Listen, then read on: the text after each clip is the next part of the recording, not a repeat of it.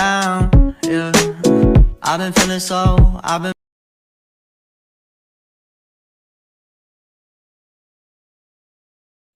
Assalamualaikum warahmatullahi wabarakatuh.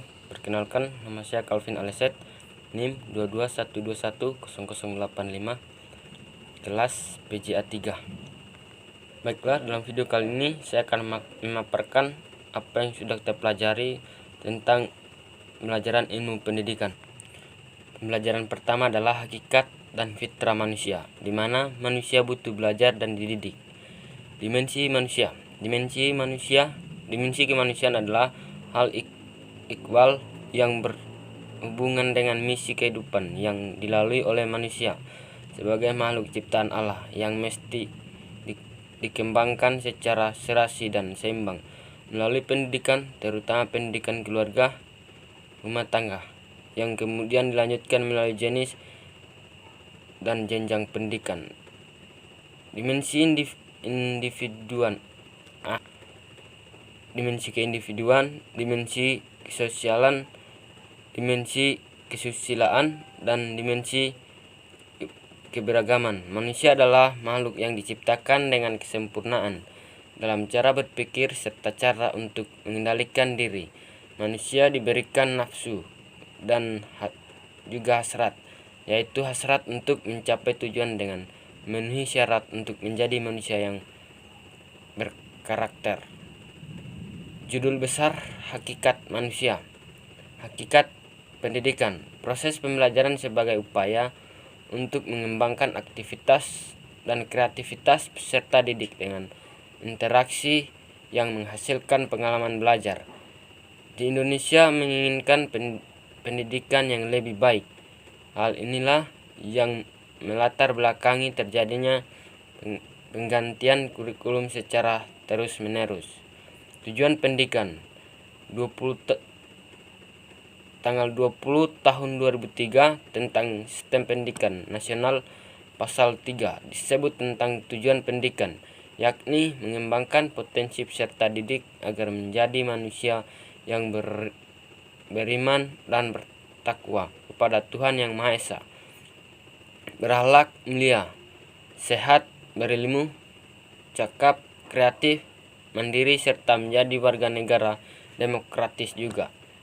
Fungsi pendidikan. Menurut David P. Poenne, ada 4 macam fungsi pendidikan, yakni sebagai berikut: transmisi, pembidahan, kebudayaan, memilih dan mengajarkan, peran sosial, menjamin integrasi sosial. Unsur-unsur pendidikan terdiri dari peserta didik, pendidik, interaksi edukatif antara peserta didik dan pendidik, materi, isi pendidikan, kurikulum, konteks yang mempengaruhi pendidikan, alat dan metode, perubahan pembuatan pendidik, dan evaluasi dan tujuan pendidikan. Landasan pendidikan dapat dikatakan sebagai tempat bertumpu atau dasar dalam melakukan analisis kritis terhadap kaidah-kaidah dan kenyataan tentang kebijakan dan praktik pendidikan. Tahapan dalam pendidikan dibagi menjadi 3, yaitu pendidikan sepanjang hayat, pendidikan pranatal, dan pendidikan pascanatal. Sebuah sistem konsep-konsep pendidikan yang menerangkan seluruhan peristiwa-peristiwa kegiatan belajar berlangsung dalam kehidupan manusia. Prinsip utama dari pendidikan sepanjang hayat adalah setiap tempat adalah sekolah dan setiap orang adalah guru. Pendidikan pranatal, usaha sadar dan calon orang tua khususnya ibu dalam membimbing dan memberikan pengajaran kepada janin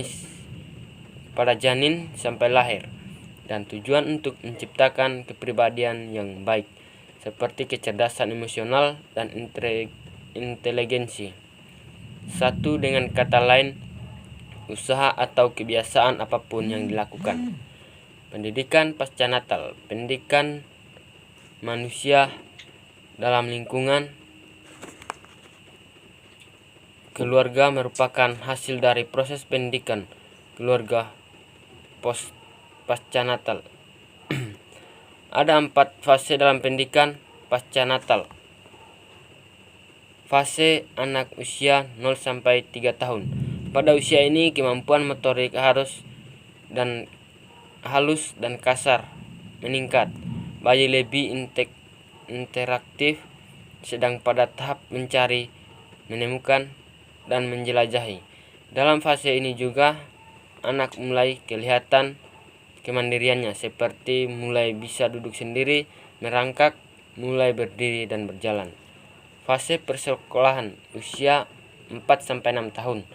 Anak memiliki tahapan perkembangan yang pesat, mulai dari fisik maupun kognitifnya. Fase remaja usia 7 sampai 13 tahun. Mengalami tanda seksual sekunder hingga kematangan reproduksi. Mengalami perubahan fisik dan perilaku sesuai dengan jenis kelamin. Mulai merasakan, mengendalikan, dan juga mengarahkan dorongan seksual. Perubahan nilai yang dianggap penting dan tidak penting. Fase dewasa yang dibagi menjadi 3 bagian, yaitu dewasa awal, dewasa dini sebagai masa pengaturan, dewasa dini sebagai usia produktif, dewasa dini sebagai masa bermasalah, dewasa dini sebagai masalah, tegangan sosial.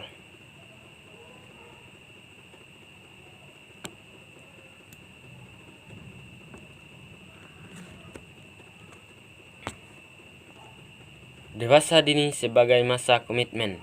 Dewasa tengah atau dapat disebut masa dewasa. Masa dewasa madya mencakup waktu yang lama dalam rentang hidup.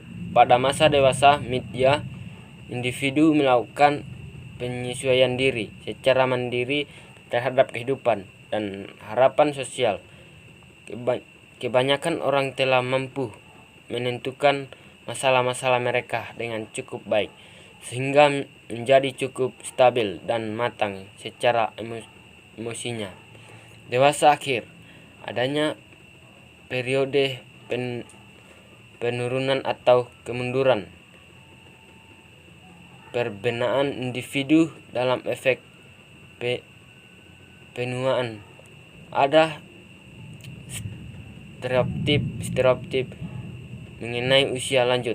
Sikap sosial terhadap usia lanjut. Mempunyai status kelompok minoritas. Adanya perubahan peran penyesuaian diri dengan buruk. Adanya keinginan untuk menjadi muda kembali.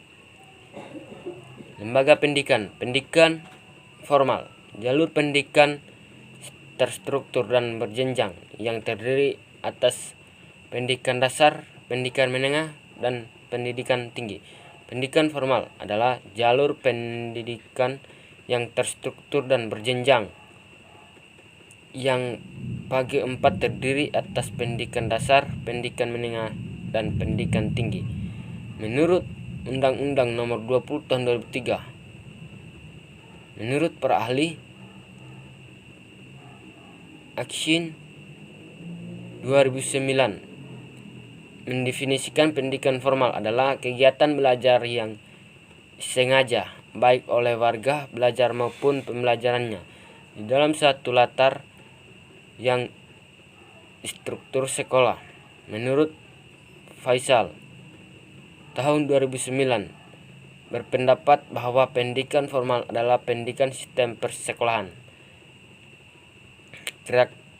Karakteristik pendidikan formal: memiliki materi pembelajaran akademis yang terstruktur. Proses pendidikan cukup lama.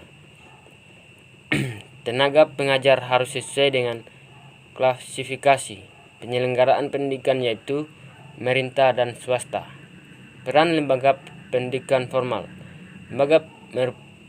Lembaga pendidikan merupakan suatu wadah yang memiliki peran yang sangat penting dalam masyarakat, yaitu untuk memberikan ilmu pengetahuan kepada masyarakat dan dapat menjadi wadah untuk meningkatkan kualitas seseorang sehingga dapat menjalani kehidupan bermasyarakat lebih baik.